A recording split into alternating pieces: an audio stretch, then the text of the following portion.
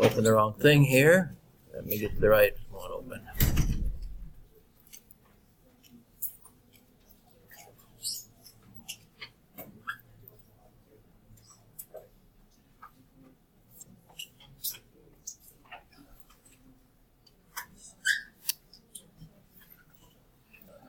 Because you're not used to an accent or you're not real experienced in your the other way around thing. Anyway, regardless, you may have a hard time understanding my questions. At least for now, I'm going to put them into a PowerPoint and let you answer questions based on what I'm going to place in the PowerPoint.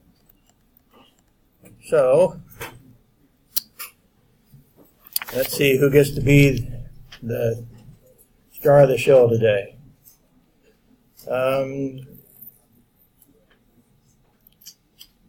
Ciel, I think is the way I should pronounce that, if I'm saying that right.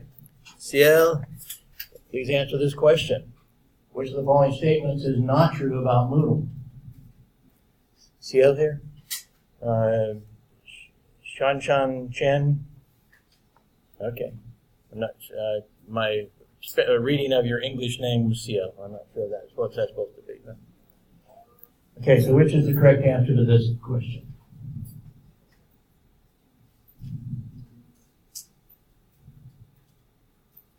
It is an e-learning. Of course, this is which one is not true. It is an e-learning website. It's a search engine with which educational materials can be found anywhere on the internet.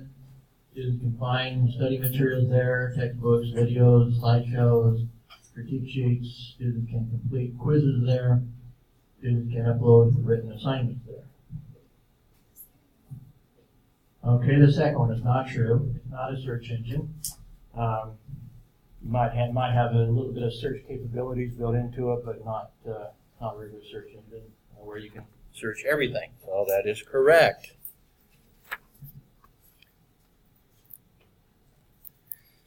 Go to the next one.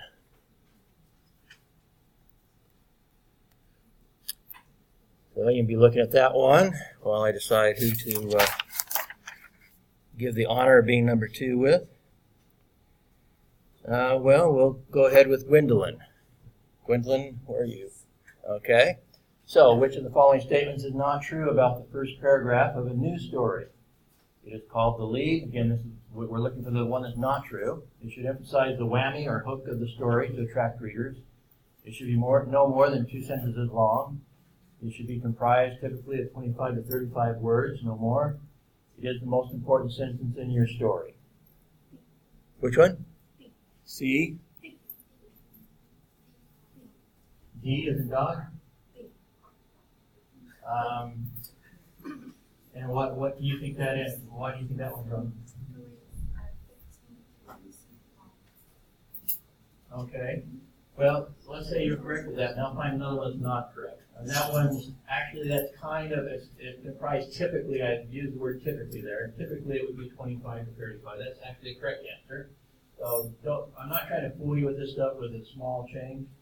Yeah, it could be 15. It could even be, I showed you one the other day that was 4 words, I think. Well, so it can be just, it can be smaller than that, but not any more than 35 words. So which of the other answers might not be right then?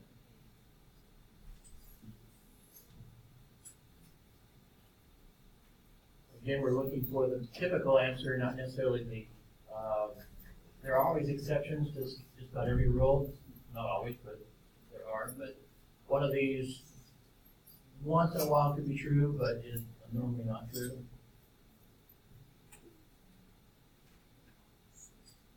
See? That's right. Okay, good. So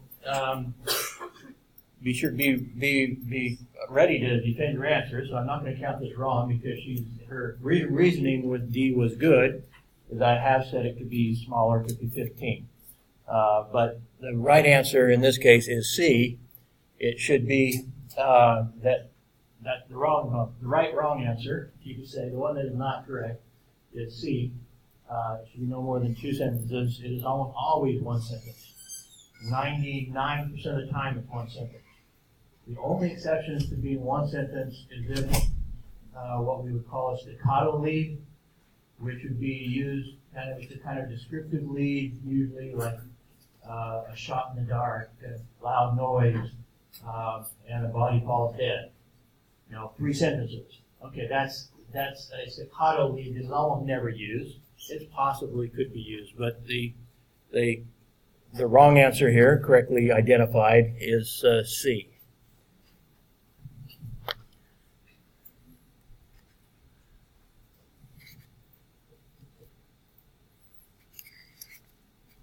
Let me get somebody another page here. Okay, so I'll ask Peter.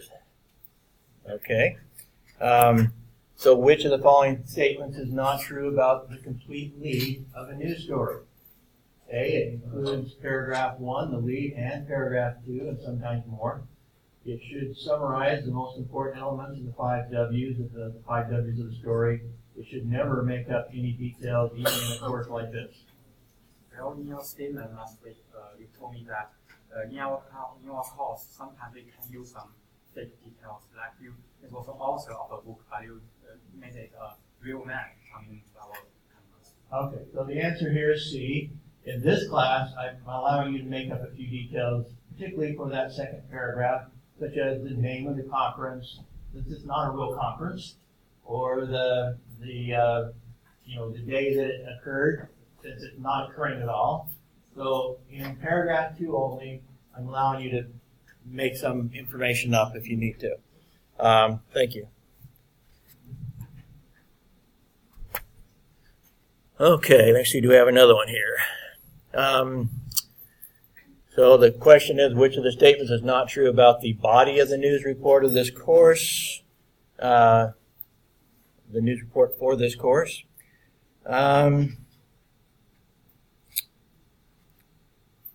Dean, I guess that's Dean here. Okay.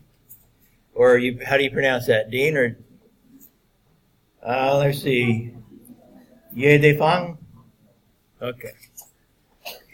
Okay, so the possible answers are, it should include information from more than one source. It should include both direct quotes and indirect quotes. Paragraphs in the body should be 3 to 5 sentences long.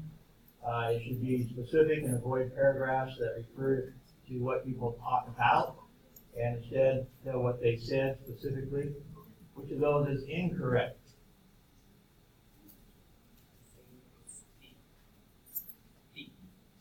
C or D as in dog?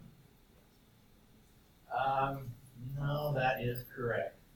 I do say in the critique that you should not look out for that word about, especially, because you typically when you say they talk about, you give me no details except the subject. And so it's a boring sentence. It's a boring paragraph. So C is the correct answer. Your paragraphs in journalism should be 1 to 3 sentences long. Okay?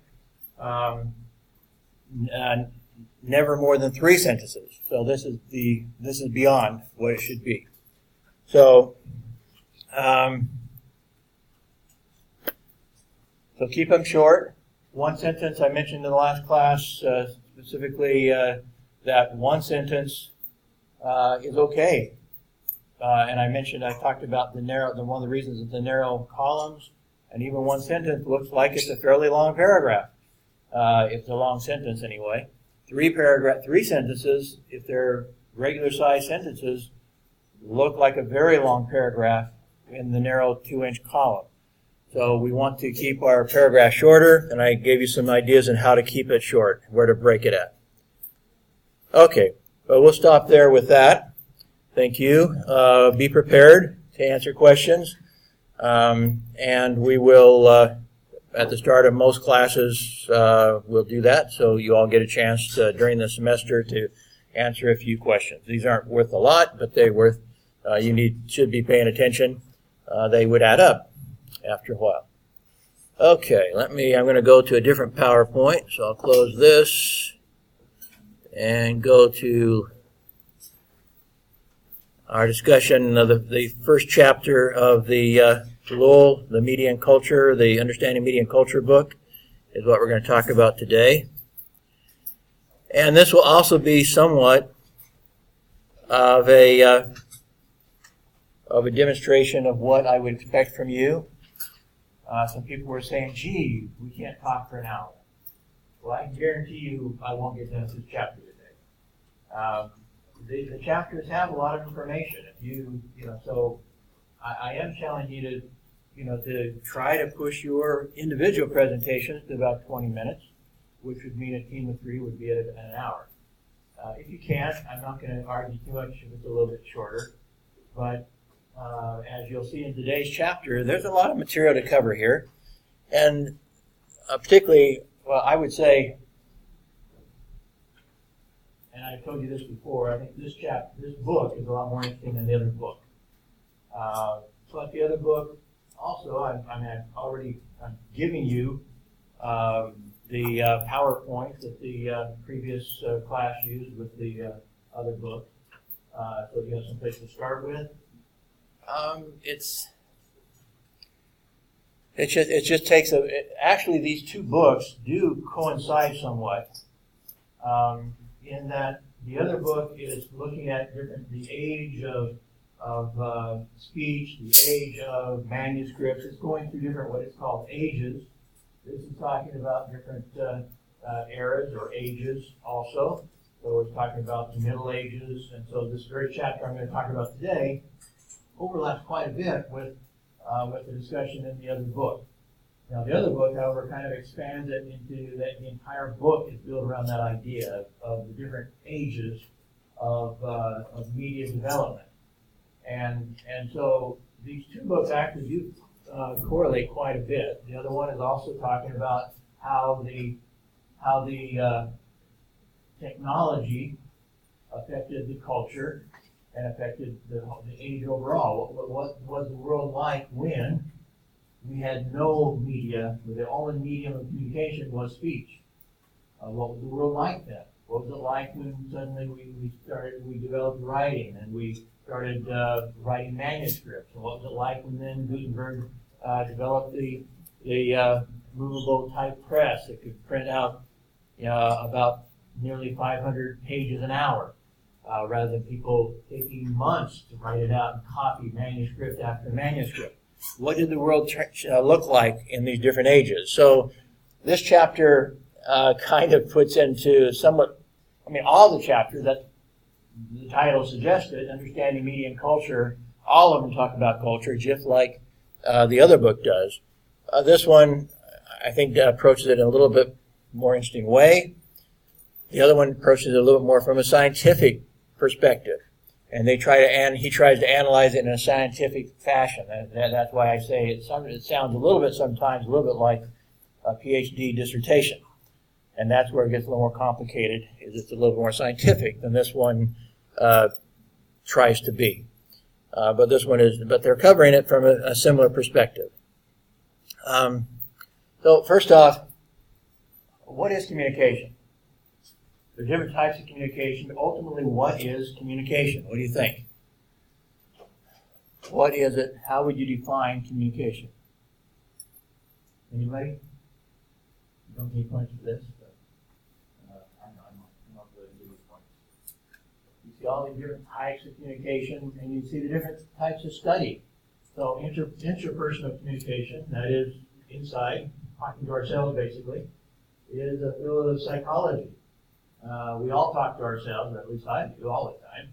I suspect all of you also talk to yourselves. Interpersonal, meaning between people, and that's a field both of psychology and sociology. You have into group communication, and you continue in sociology, but then you start talking about cultural anthropology, it's the field of study. The communication that's all of it, institutional. Also, then I'm trying to think, where do you put institutional? I would put journalism into that. The institution of media as a profession, I would say, fits into the category of institutional. They didn't put any suggestions there. When I say institutional, would include public relations and journalism. Public relations from the perspective that you're representing an institution trying to spread information about your organization, and journalism trying to cover the world for, as a public service, you might say, the news, we call it. Societal, when you start talking about history and political science, sociology, all these are just different ways of looking at different forms of communication. So what happens in communication?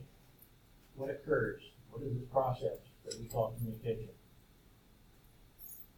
Anybody? Is that too obvious of a question?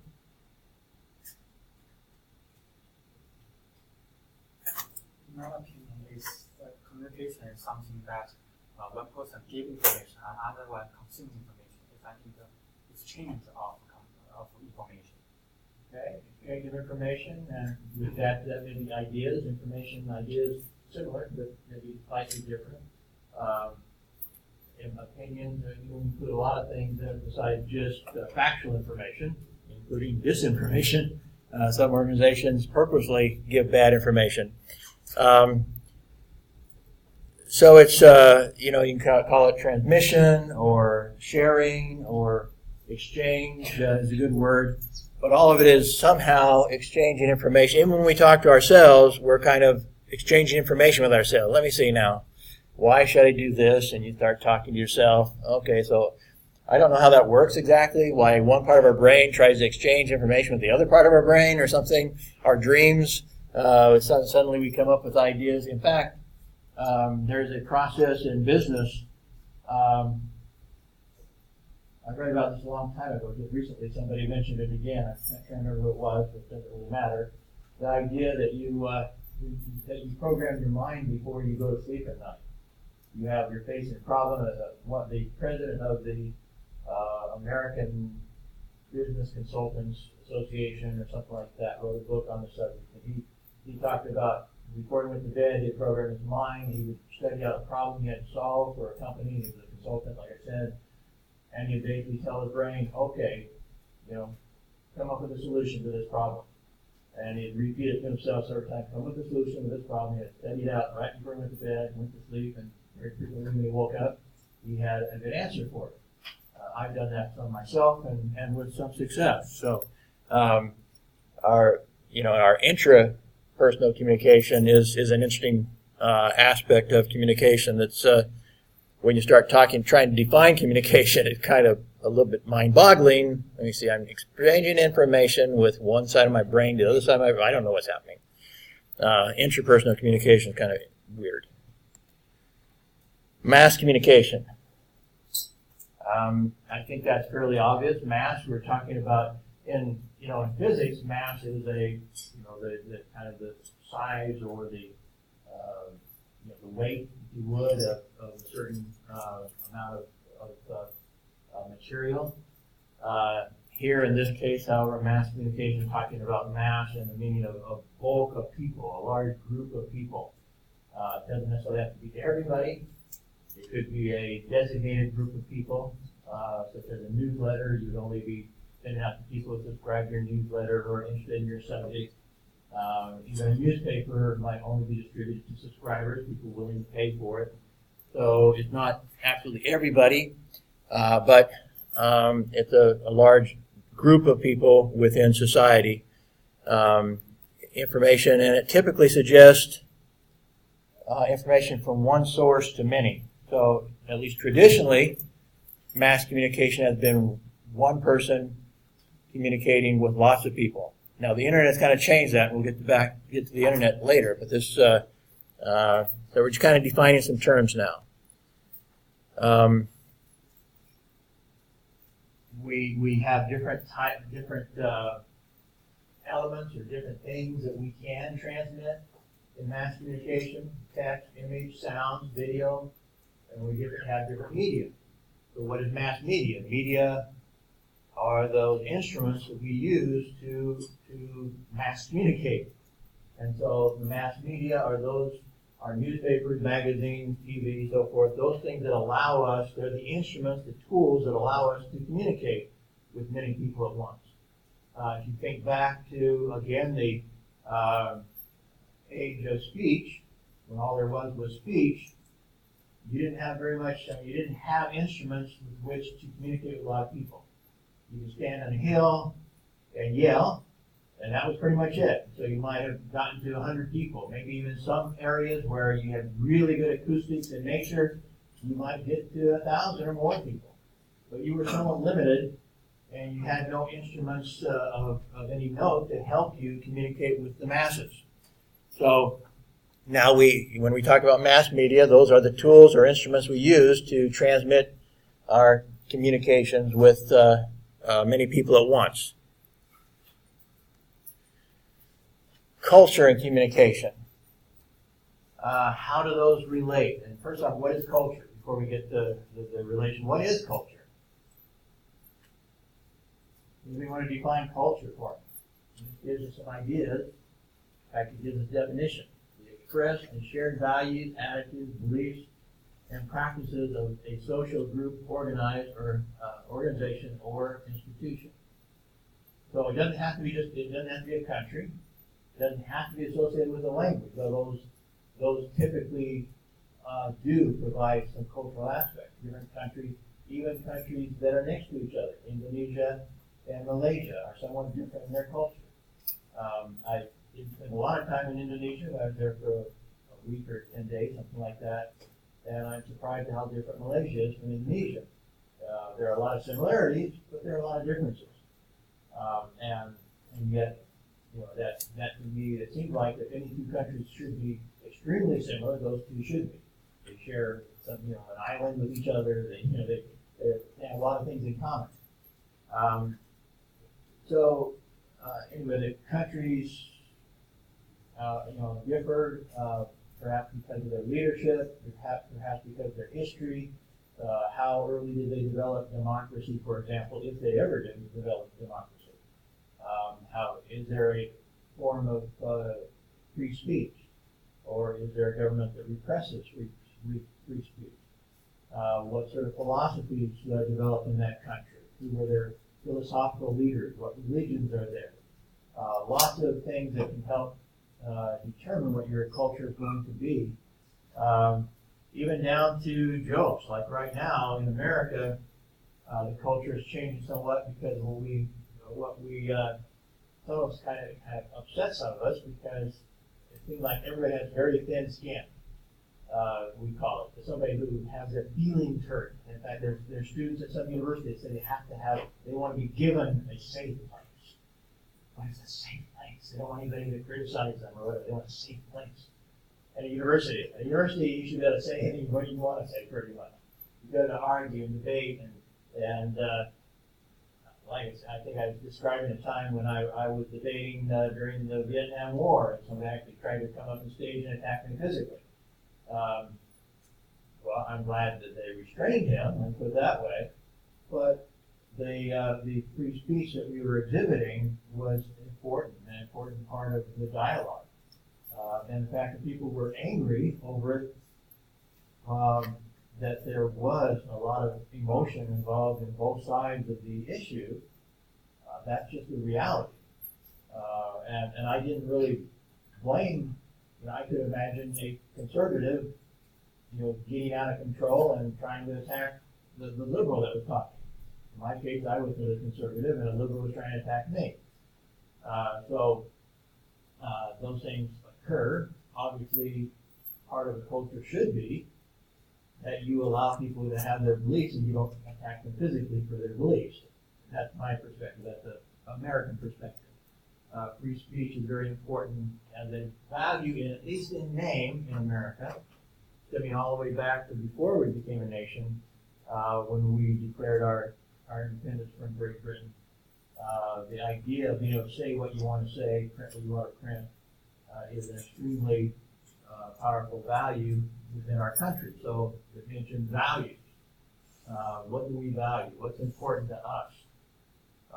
It's been said that in the eastern countries, if you would, in the Orient here, that consensus and group consensus is more important than individuality, whereas in America, individuality is a value.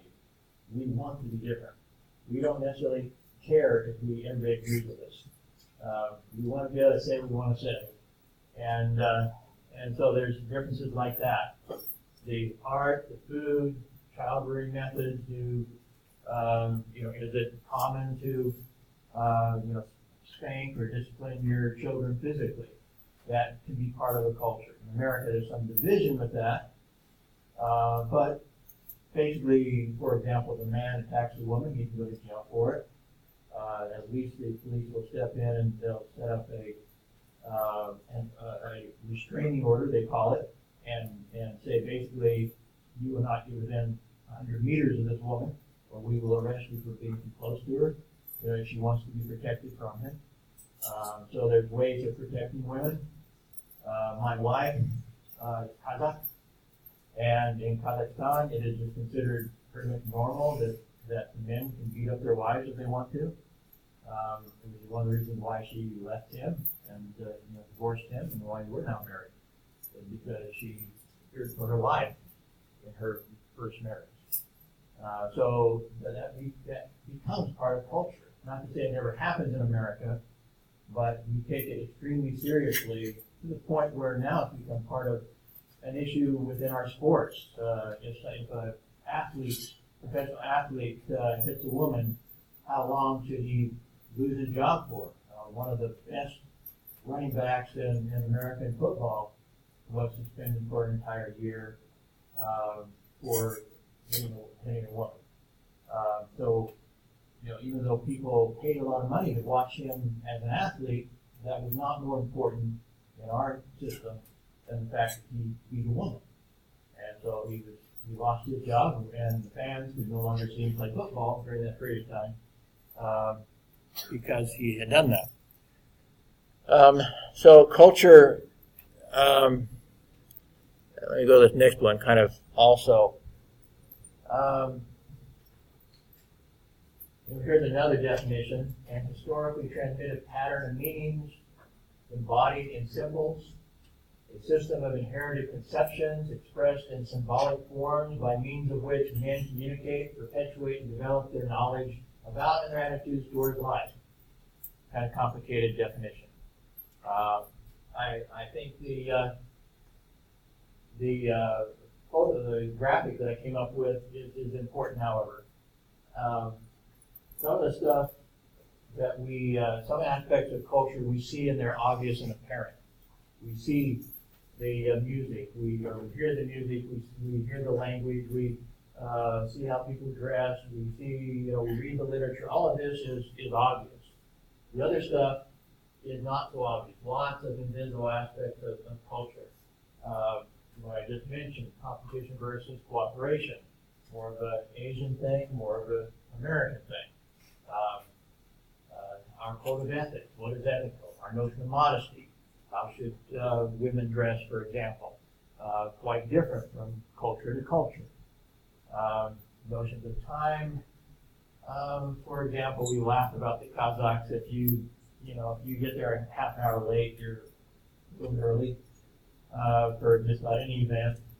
Their notion of time is not like Americans, where every second counts. I had to kind of talk to my wife about this a little bit the other day, because she's willing to spend all day saving a few dollars. American, that's ridiculous. We won't spend more than a few seconds trying to save a few dollars, basically. We might, in fact, one of the things that one of the top business minds today talks about is the notion of how some businesses, everybody knows they charge more than other businesses. This IKEA, where IKEA they're based out of Korea, have become a phenomenon in America.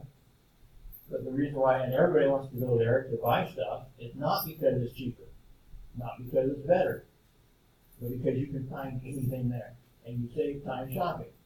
And so the whole idea is time is money. And so they figured that out in America, and that's what they're all about. You find anything you want to fix up your house, you'll find everything here. It's not going to be cheaper. and it's not going to be better, but you'll find it here.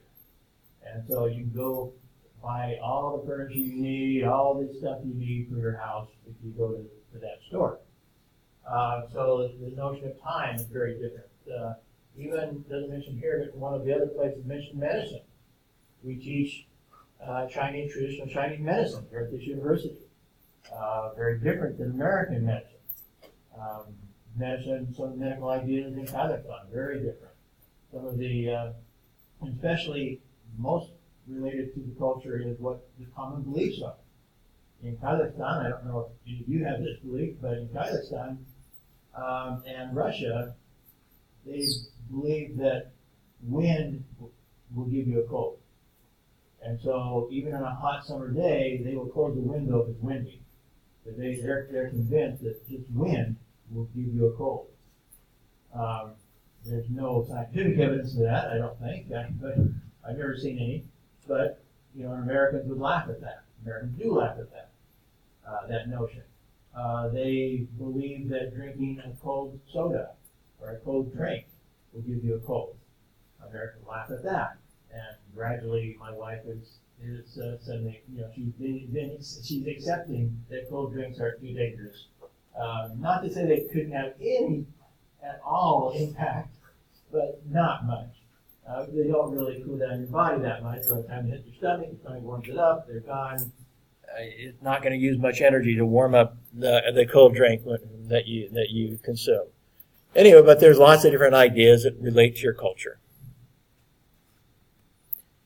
And so we can start talking then about cultural periods. And again, both books talk about this.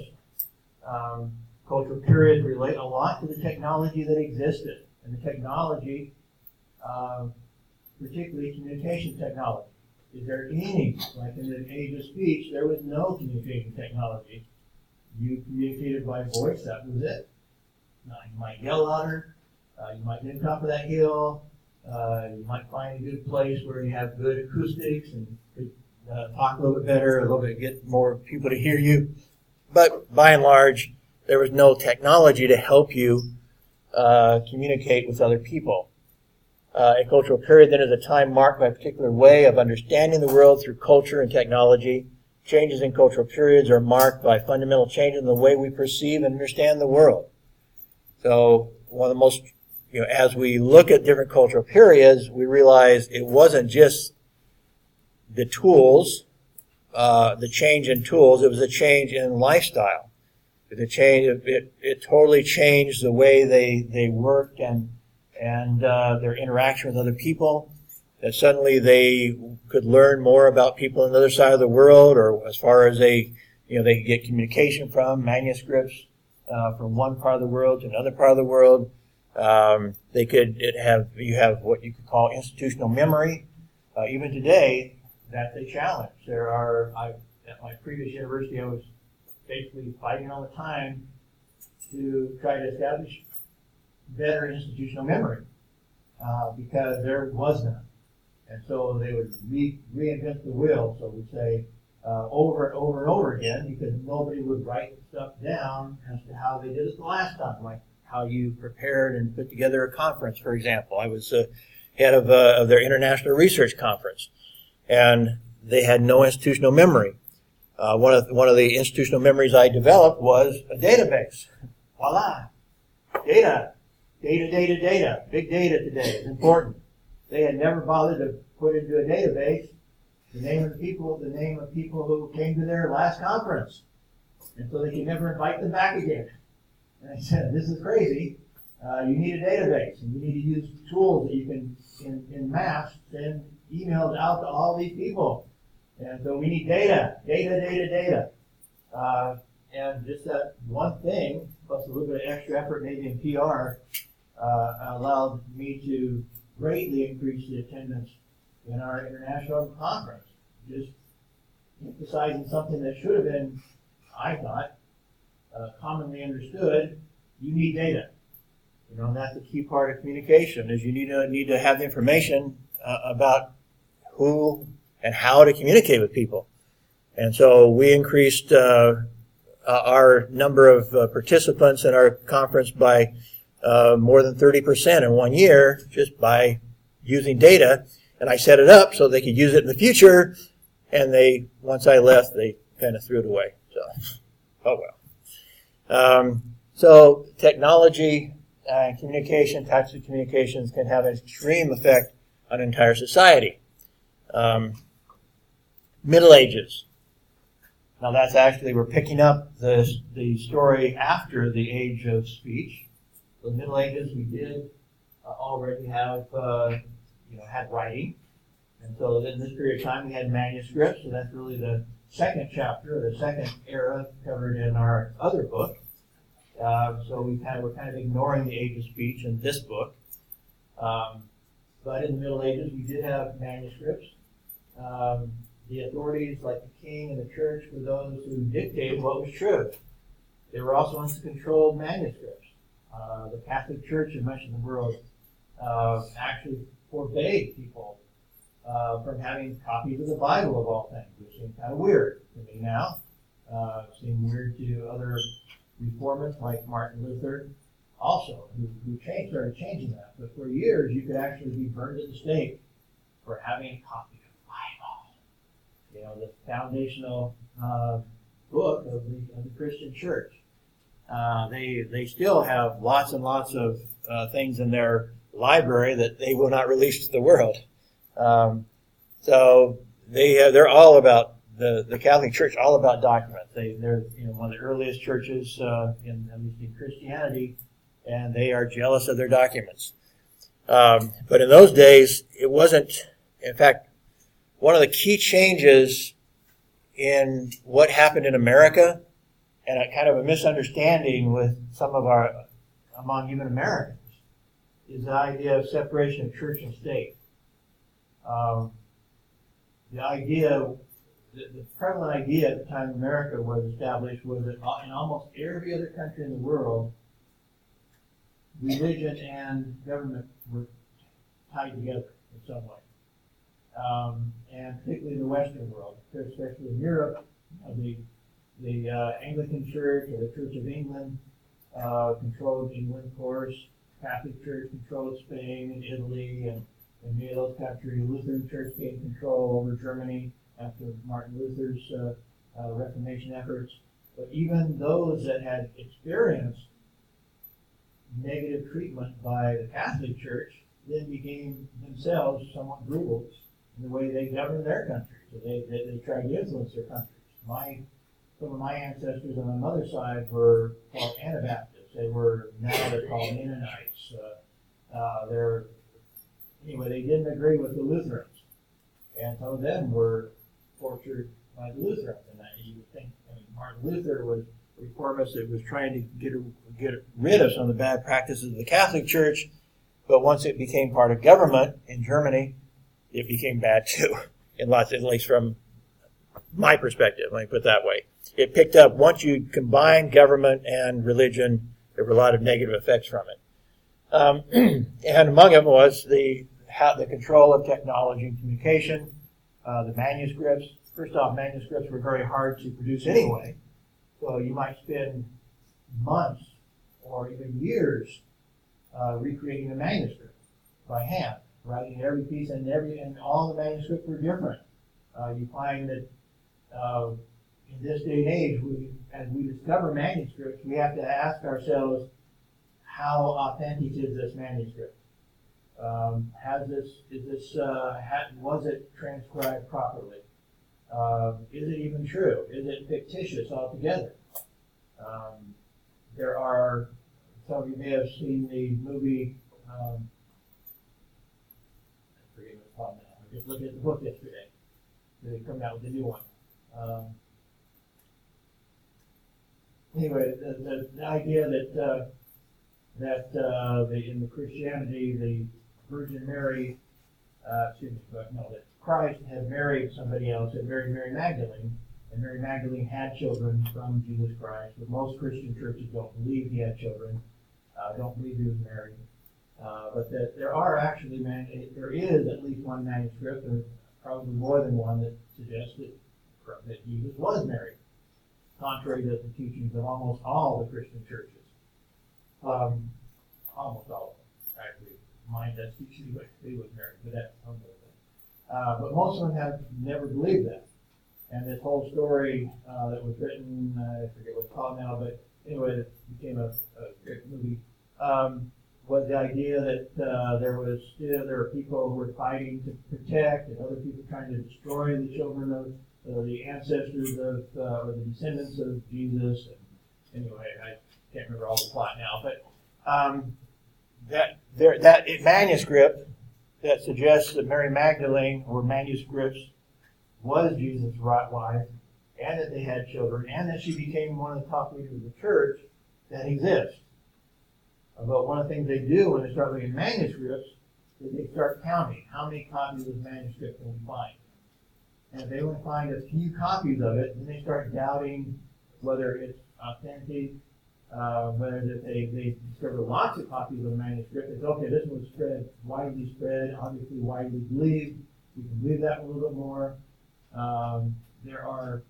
There's a manuscript, again, in Christianity, because I'm more familiar with it, where there's a manuscript, at least one, that purports to describe the life of Jesus when his family escaped to Egypt. They lived in Egypt for a while during the young years. We don't really know. There's nothing in the canonized version of the Bible that says when they came back from Egypt.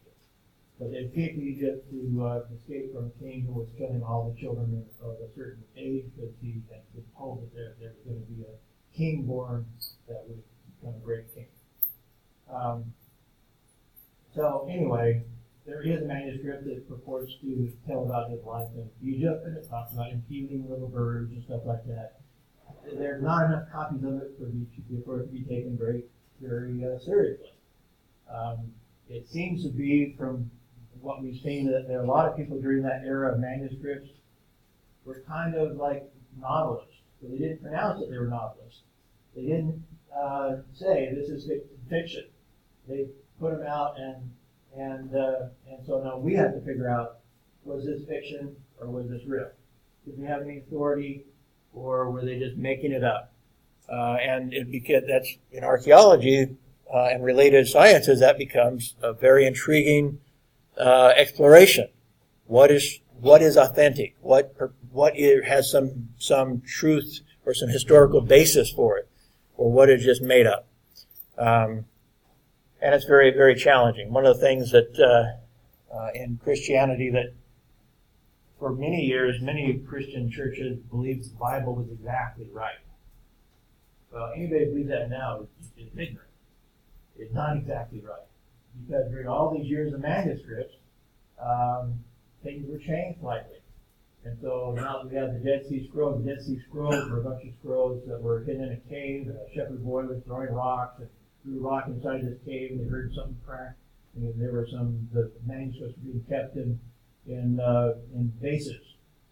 And so every now we have what's called the Dead Sea Scrolls. And the Dead Sea Scrolls give us parts of the Bible that are very different than the Bible as we have from King James. King James authorized what scholars find the earliest manuscripts they could, and most of the Bibles that we have in the world are based on those manuscripts that King James scholars found.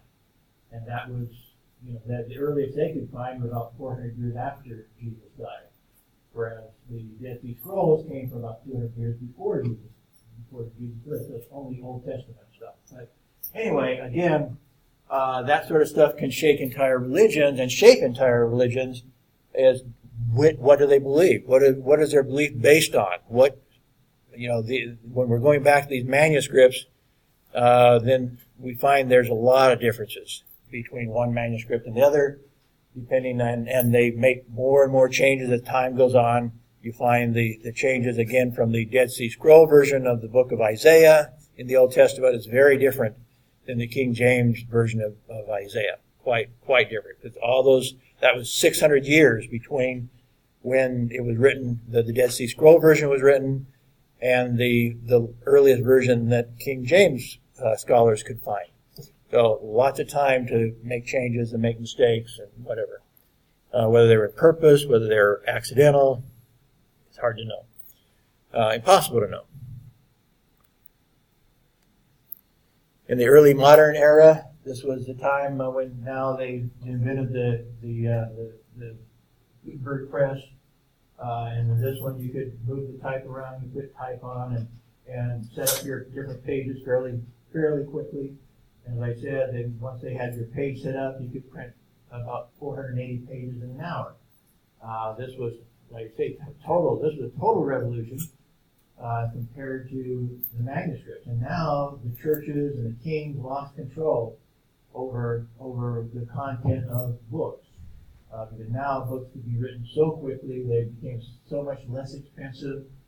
Manuscripts, they were very expensive, because like I say, it could take more than a year to copy a manuscript.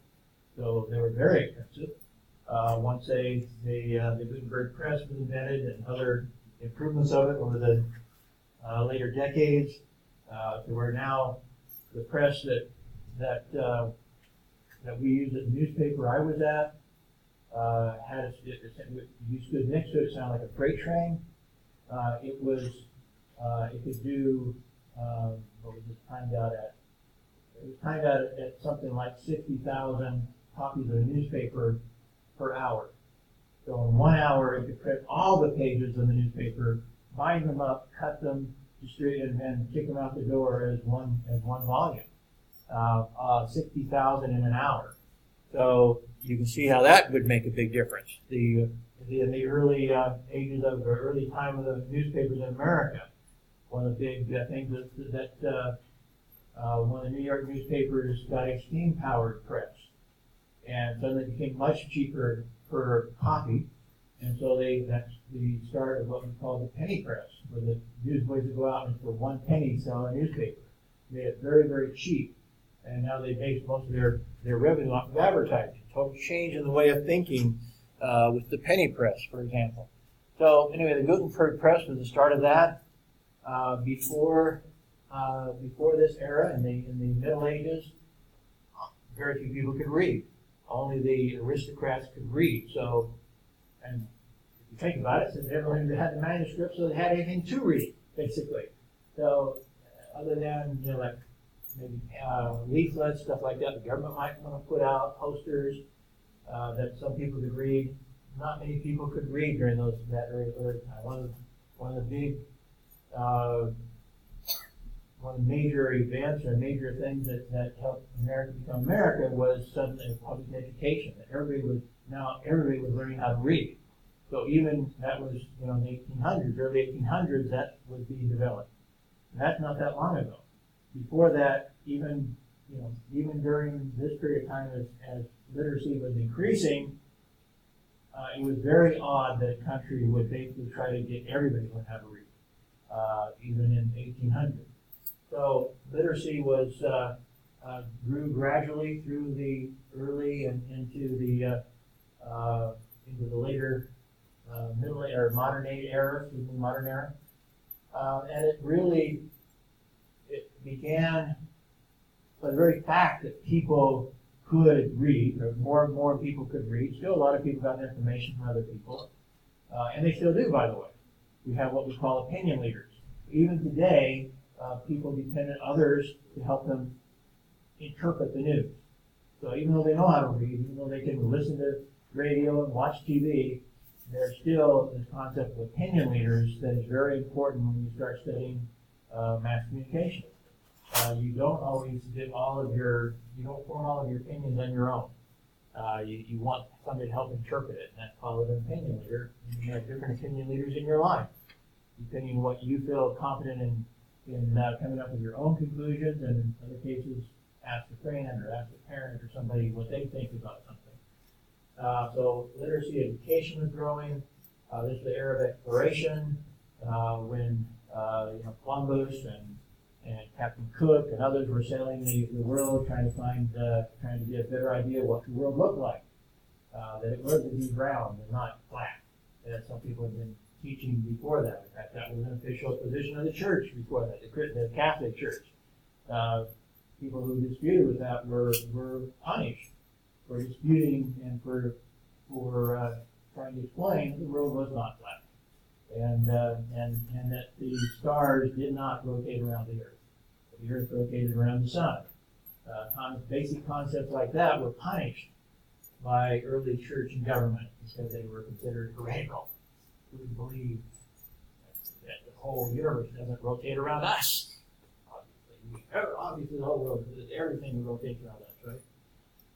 So in the rise of a secular nation state, particularly America, that was actually would be more in the later modern era, but the ideas were starting to grow. The idea that government should not was not all powerful. The people should be more powerful, and that the churches should not control the state. That it should be separate from churches. That concept was growing. Renaissance period. I threw this in here. This is really part of this is not a separate period. This is part of the modern era. But it's an important part. The Renaissance, we refer a lot to the Renaissance, and the Renaissance period was part of the latter, or the later modern period, as we then went into the American Revolution, the French Revolution, the Industrial Revolution. We started developing the internal combustion engines, the rise of manufacturing over agriculture, the printing of books and newspapers, the spread of education. All of this starting in the 18th century, that'd be the 1700s, what we call the late modern era. That changed society again totally. The earlier period, the early modern era, suddenly more people got education, more people could read, more people had access to books, and that then started changing the way people thought. Until suddenly, in the American and French Revolution, they thought, no, the kings are not in charge here. We're in charge here. The people should be in charge here. So the idea of democracy started rising up as people became more educated. And they began disputing the idea that the king or the pope or anybody like that was infallible, that they were all wise, that they were the ones that you should follow because they somehow had the right to be king, the right to be the leader of the church or whatever. And these ideas started being disputed. And you had the revolution, not just the political or the governmental revolutions, but then the revolution of more and more ideas. Scientific revolutions were abounded during this period of time. We started seeing the world in a totally different way, the universe in a totally different way. We didn't know, people like Galileo had an idea, they understood that the world was not the center of the universe. Well, they really didn't understand the universe like we do today, and even now, there are aspects of it, obviously, that we do not understand. But we really, well, let me put it this way, it was 100 years ago, less than right about 100 years ago, 1920, when somebody finally described what the universe looked like in a fairly accurate fashion.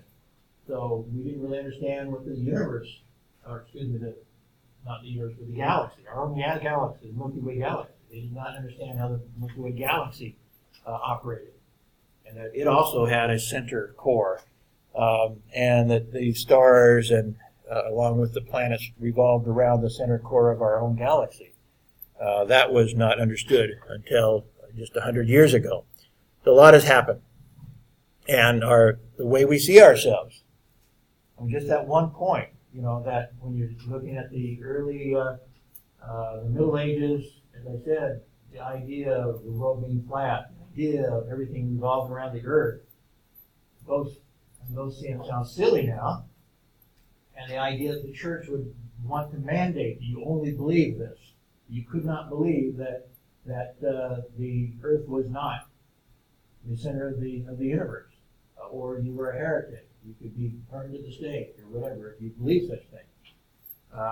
The whole culture changed as our view of the world changed, and our view of who was important, the view of who actually knew more, the view of whether there was somebody who, as I mentioned, was entitled to rule us because of his ancestry as royalty. Lots of things like this, and of course the scientific revolutions since then. in mass media, part of that culture, or part of the impact of mass media on culture, is what we call the influence of tastemakers. When I was young, there was a guy named Ed Sullivan. Here, a picture with the Beatles. The Beatles in the center, in the left picture is Ed Sullivan. He was a newsman who, in the early days of television, said, "Hey, we got to have some sort of variety show." So it wasn't competitive like American Idol or X Factor or something like that.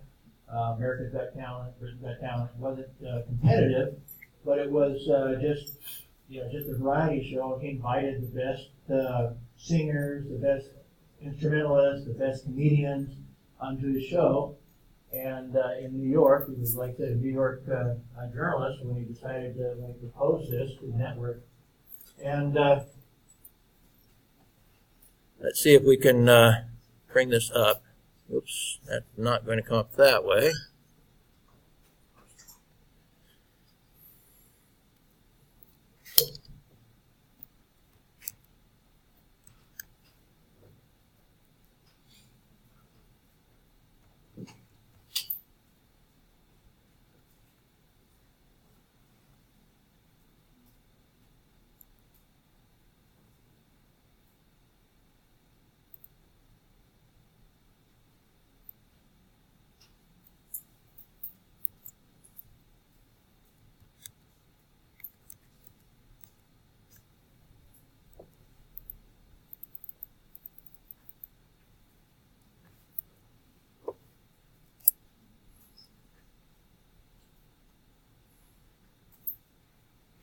Ladies and gentlemen, the Beatles!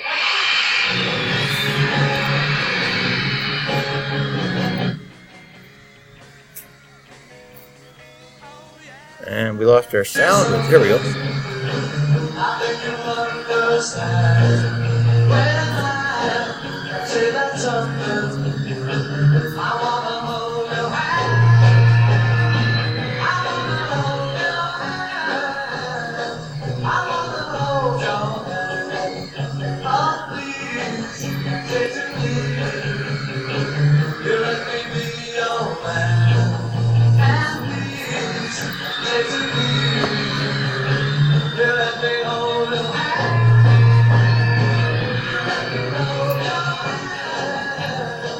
I wanna hold your hand. And we had people like Ed Sullivan, and throughout the communication, throughout the mass media today, we still have people that kind of influence what we think is good entertainment, what's bad entertainment, and so forth. This is still part of the function of mass media. Let me get back to here. There we go. So one of the influences in our culture is this idea that people in the mass media suggest, promote, persuade us what's good and what's bad, what is worth our time. Should we go watch this movie or that movie? I enjoyed the formula tonight. That's a good one. With Jackie Chan. Anyway, so the mass media has had influenced culture a lot in its impacting what we watch on TV, what movies we watch, what bands we listen to. And that's why all the entertainers in the world who wanted to become global artists, such as the Beatles, came to New York to be on the Ed Sullivan Show. They all wanted to be on the Ed Sullivan Show. In that day and age, in the early 1960s, there were only 3 networks. ABC, NBC, and CBS in America. I'm not sure what the status was in other countries during those early years. I don't know if TV, which countries even had TV at that point. But in 1964, I was 14 years old. And so I got to watch that every Sunday night. We were watching Ed Sullivan Show. Because most families only had one TV. So we kind of had to negotiate. Okay, earlier, we got to watch the cartoons, and parents wanted to watch something, they'd watch with us, watch the cartoons maybe. Yogi Bear was our favorite cartoon during that era. But by Sunday night, it was Ed Sullivan. Anyway, so of course, This was Ed Sullivan greatly influenced. And if you got on the Ed Sullivan show, you could pretty much count on your record sales, if you're a musician, doubling overnight. Because he was so watched, and it's only 3 channels. If anybody was watching TV in America, it was going to be one of those 3 channels, and probably Ed Sullivan during that time period. We can look at some of the top show ratings, and this is all part of culture. How does something become famous? How does something become a priority that almost everybody in the country wanted to watch it? So back in Ed Sullivan, the first appearance, 45% of all households in America, it was all households with TV, which most of them had it by then, were watching the Beatles on the Ed Sullivan Show. So well more than, right around half, 75 million people.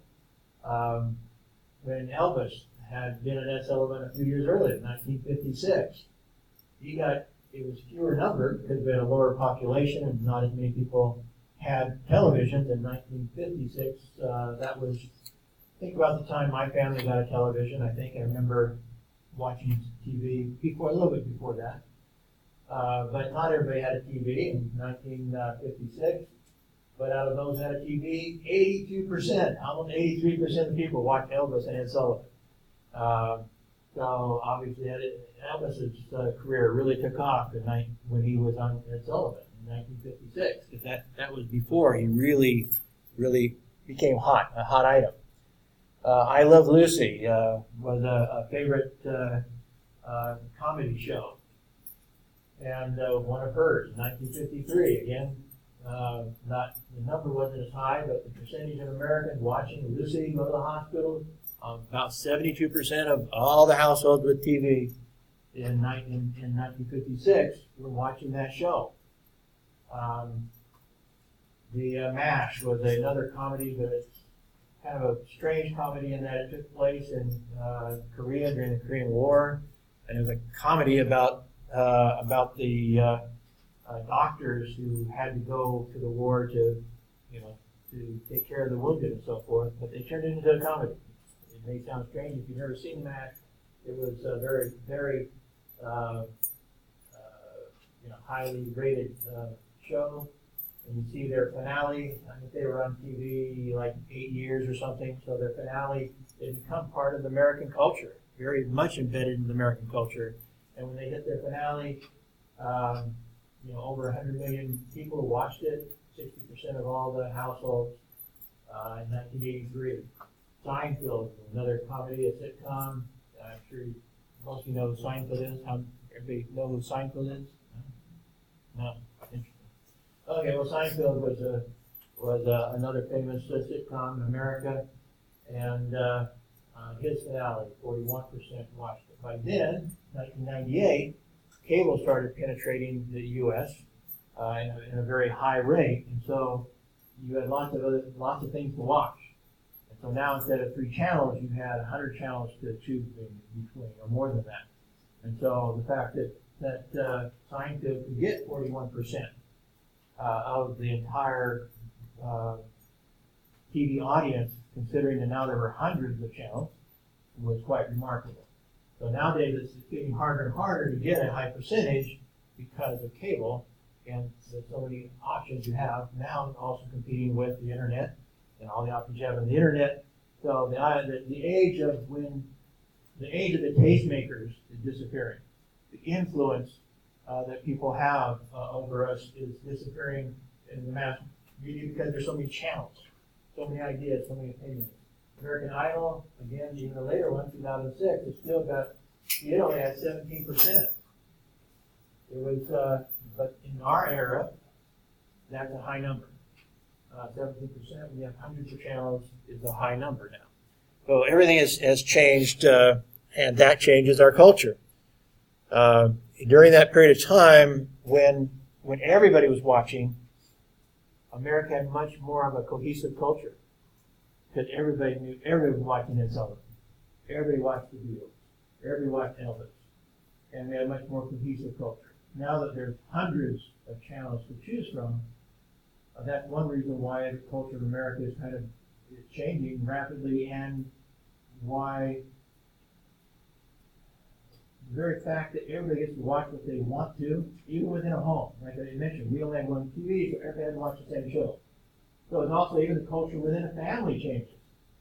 If suddenly now everybody has their own TV. And so one person's watching one thing, somebody else is watching something else, we're not in the same room, we're not talking to each other. That has divided Americans in lots of ways, and it's helping break down the culture that I'm more fond of. So, these things, the mass media has affected all of these things.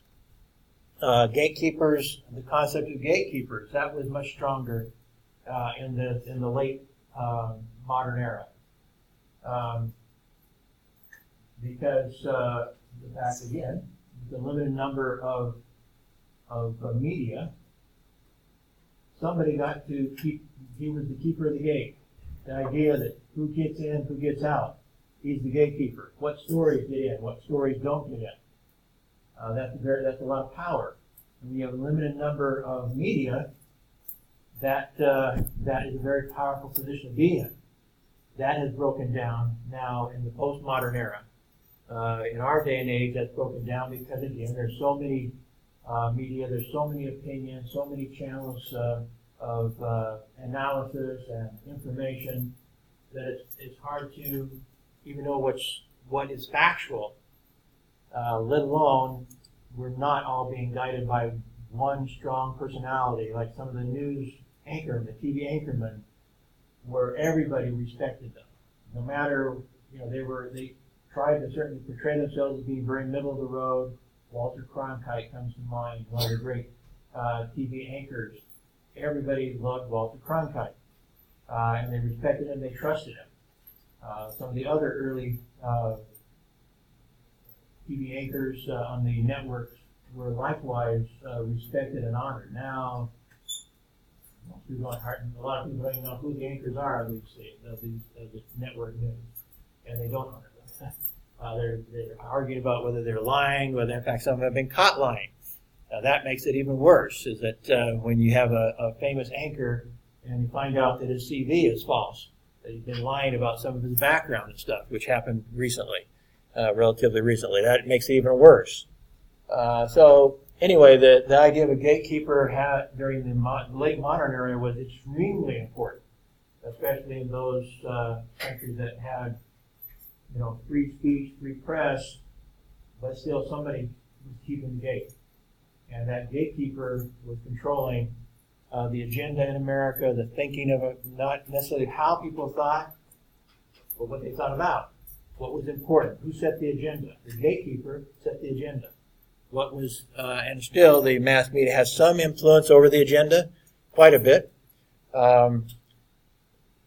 But they have a challenge now. There's enough disagreement that if one group of people, the conservatives, don't trust the mainstream media, they can push for a different agenda within their own conservative media. But that's also one reason why the people on the left and people on the right in America don't even understand each other. They think they're both, the conservatives think the liberals are idiots, the liberals think the conservatives are idiot. We don't have Walter Cronkite in the middle that we trust, telling us what is true. That he doesn't exist anymore. In this modern, or in the postmodern era, now, as we talked about that, we're going in the late modern era, now in the postmodern era, we have, of course, convergence. There are different types of convergence that they talk about in the book. Economic convergence, you talk about horizontal and vertical integration of media industries. That's kind of like horizontal would be like owning lots of newspapers. So you own lots of them. Vertical, when you start buying up the companies that make the paper for a newspaper. And then you start buying up the TV stations, and you start using, you have a cozy relationship between the newspaper and the TV station. That's a vertical convergence. So that's economically, we've seen that happening within mass media. It's a very important part of mass media. Is in that sense, we sometimes talk about conglomerates, and that was the big. Well, still, a lot of textbooks still talk a lot about the power of conglomerates and And you'll see a lot of videos about it. There's basically, it's gotten down to where most of the traditional, a very large number of the traditional press, high percentage, is owned by only 6 companies in America. So they own lots of different media, whether it's entertainment media, the news media. 6 big conglomerates own most of the traditional media in America, and so a lot of textbooks are very concerned about that. A lot of textbook authors. I'm not as concerned about it now because of the internet. The power of that traditional media is breaking apart, and we saw that in this last presidential election in America. Is that almost all the traditional media lined up for Hillary. Hillary didn't win. And so they controlled the agenda, they controlled the news, they introduced their biases, they didn't cover some aspects that the conservative press was revealing about Hillary. One of the biggest players, as we, and jumping ahead into the postmodern era, but one of the, I felt like the most trusted medium in America by the end of the campaign, this last campaign, was WikiLeaks, which is a very interesting phenomenon since America and a lot of other countries are trying to arrest the founder and leader of WikiLeaks as being a felon, somebody who's stealing state secrets and spreading around the world and so forth. But he became the most trusted newsman in America. Another reason why Trump won is because he was revealing all sorts of he was getting hacked emails and documents from the Democrats and from Hillary, and showing that they were lying about things, like Nazi and stuff like that, lying about lots of stuff. And conspiring in lots of different ways that were unethical. A lot of the mainstream media kind of ignored a lot of that stuff that came out of WikiLeaks, but social media didn't. And ironically, most of social media are controlled by liberals. But the content, they do not control the content. There were some accusations from conservatives that they were trying to control the content.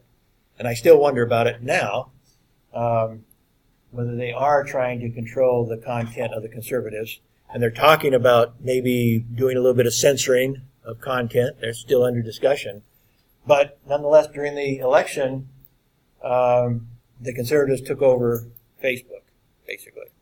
And Donald Trump was elected because of the control of conservatives over the social media content. Not the ownership.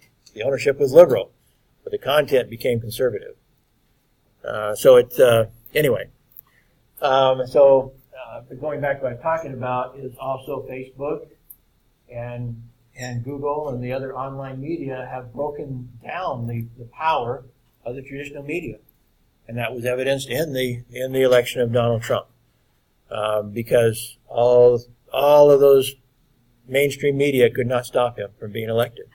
And they tried hard. Organic convergence, that kind of suggests what's the impact on me as a person. I'm an organism. But I use media. And so the example here is multitasking. Is that it's become, the research shows that now many, if not most people, when they watch TV or some semblance of TV, are also doing social media and doing other stuff. They're multitasking in the media. So they're not focusing totally. In fact, so it actually turns out that there was a study, and I have it here, maybe I can find it real quick. I don't want to look. But I think it was saying that the average American is spending almost 8 hours a day of his day on media. But they're actually consuming almost 12 hours of media because they're multitasking. So if you add up all the media they were consuming, it adds up to 12, even though they only spent 8 hours doing it because of multitasking. Anyway, so There are theories that it's affecting our brain, how we think. I think I mentioned here a little bit, there are ideas about how millennials are not good workers right now. They want instant gratification. They're not willing to wait and work their way up in an organization. They want power now. They want gratification now, and they're turning out to be bad employees. And that's basically a part of organic convergence and the impact of the organic part of this whole process of communication, that they think very differently, and so how they've kind of converged with social media, what an important part it is in their life, has affected how they function in other settings, and some of it is problematic, according to authors and researchers. Cultural convergence, the spread of characters and concepts across media, and this also overlaps into global convergence. You have in the cultural convergence, you have, for example, the idea of blockbuster books becoming movies, but you had before that, you had radio personalities becoming TV personalities.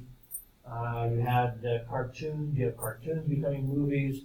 You have start having convergence of all the different media in a cultural way, and suddenly these personalities, characters that were developed in one medium become characters in another medium, and spread from medium to medium. By the way, medium is the singular, media is plural. So watch it as you write stuff. You probably most of you know that, but even I sometimes make mistakes because it doesn't sound right. And so when I'm typing real fast, I may make a mistake grammatically because I treat media as a singular word, and it's not a singular, it's plural. So I have to watch my own use of the word media. Global convergence, likewise, you start having the influence of one, the media of one country or one culture influencing another country or culture. Some of the blockbuster movies in America have actually originated in Japan, for example, and we stole the ideas from Japan and took them to Hollywood. We have the increasing influence of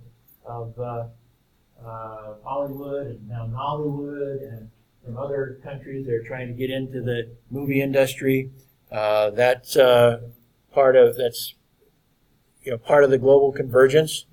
Other countries are learning how to replicate with some expertise what Hollywood has been doing, and so they're influencing each other in lots of ways globally. In regard to that, there's sometimes a term called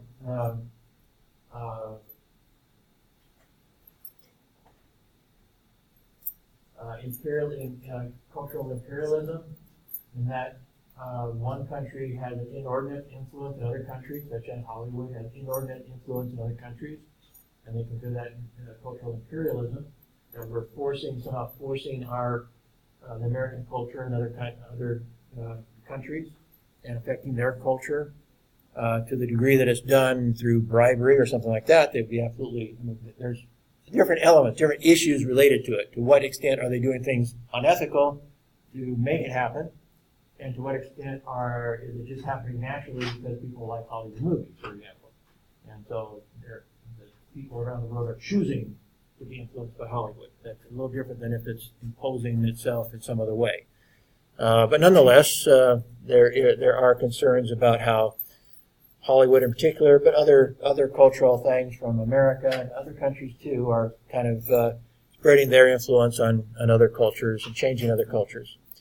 The technological convergence is the one that we mostly talk about, the merging technologies onto the internet especially, where all those things we're talking about, text, sound, video, it's all coming together on the internet, right next to each other, and it's having great impact in the spread of information, but also having great impact on culture. At the same time, I mentioned the impact on millennials, but all of us are being impacted by the internet in different ways. Most of us have a presence on social media, and social media impacts all of us. I was ignoring social media until Obama was elected, and he also was an example of the influence of the internet. And I didn't take the internet. I knew, along with lots of other people, that the internet was going to be a growing influence. But I, like lots of other people, did not think it had arrived yet. But Obama used the internet in ways that were revolutionary and helped him become elected. And those of us in communications had to pay attention to that. And so I had to get on into social media. So I've got like 6,000 friends on LinkedIn and about close to 4,000 on Facebook. Those aren't huge numbers, but I had to get some presence there, and I have to work at some just in order to stay with the industry. So if you're going to teach it, you have to be involved with it.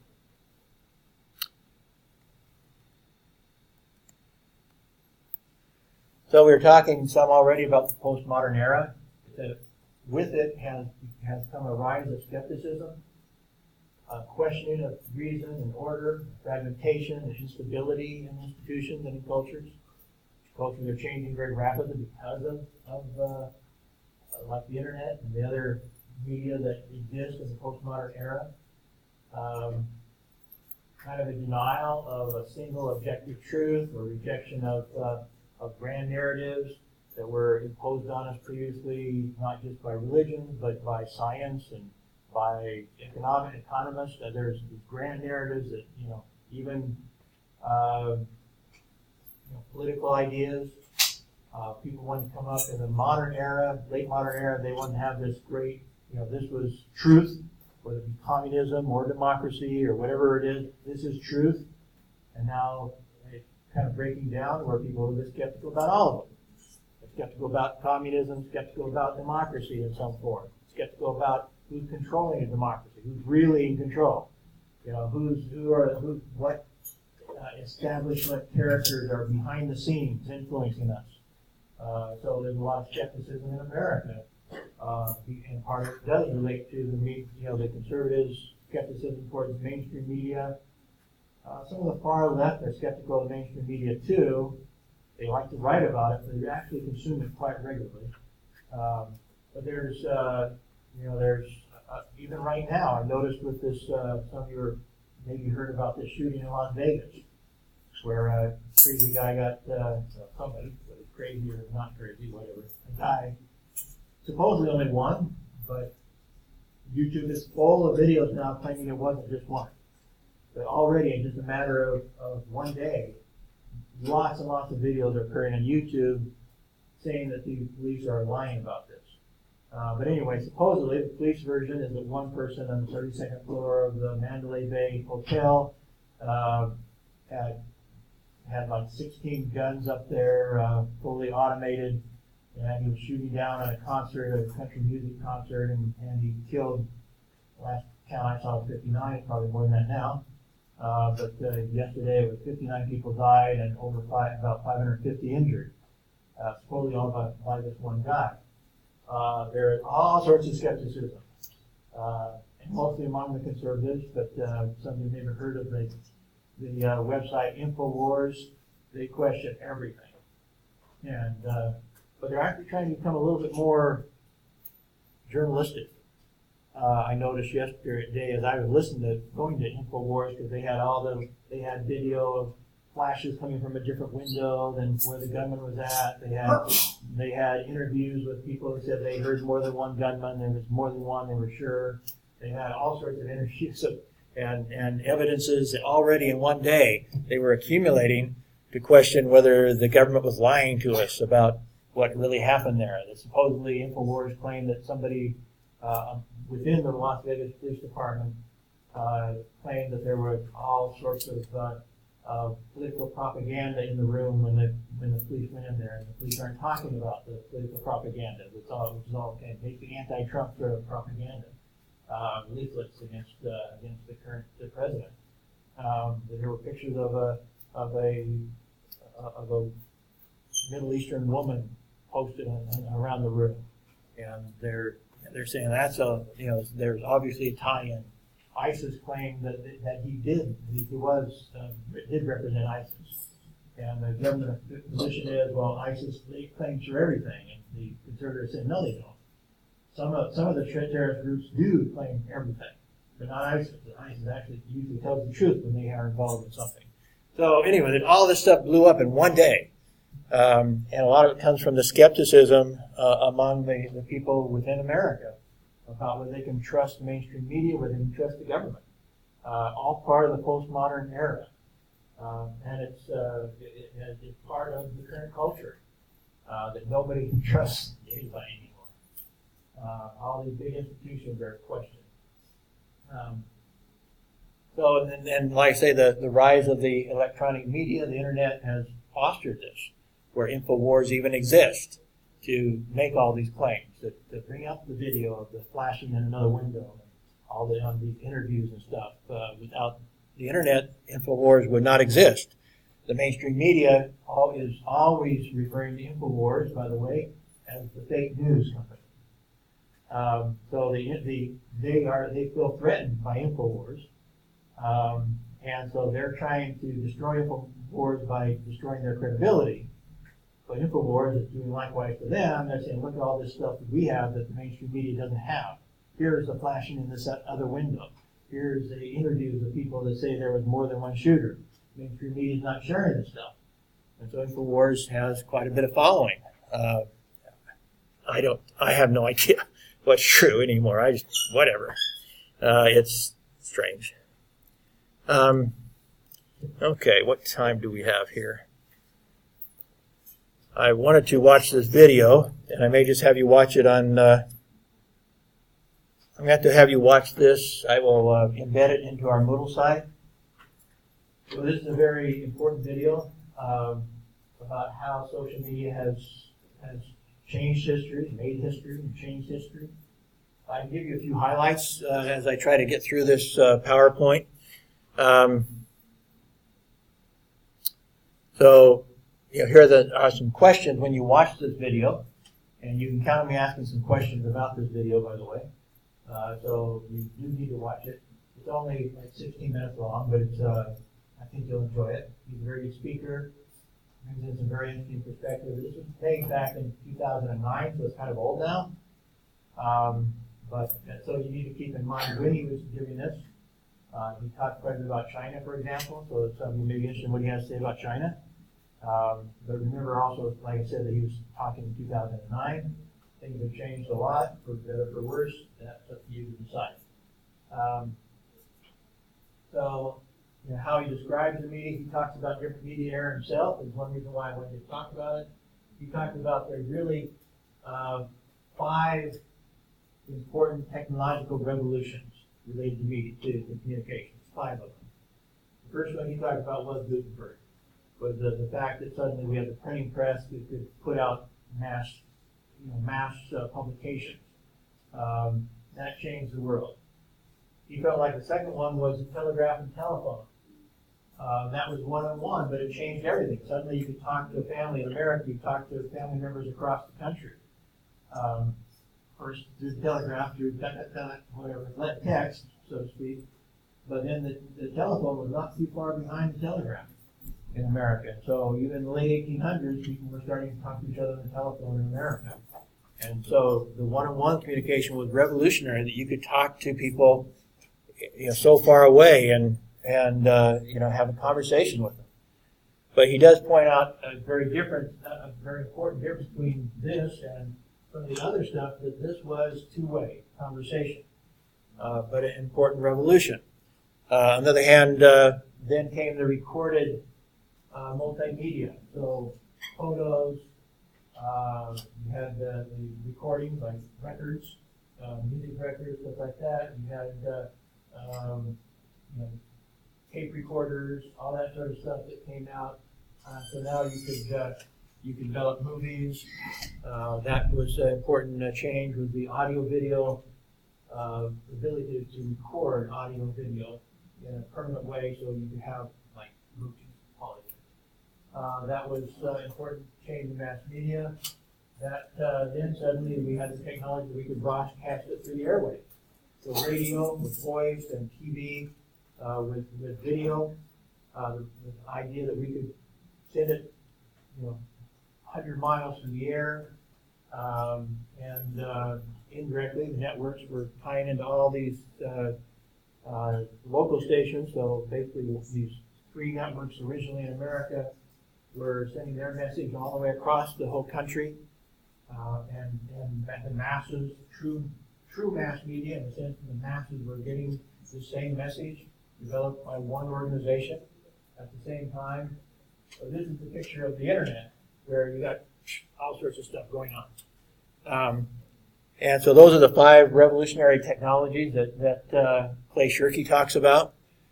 And of course, he's trying to emphasize that how dramatic a change the current technology and social media in particular are having.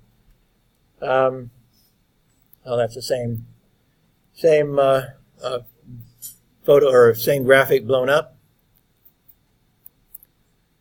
So that just basically reiterates what I just said.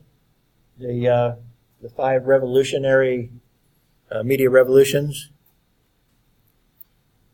The significance of the new media.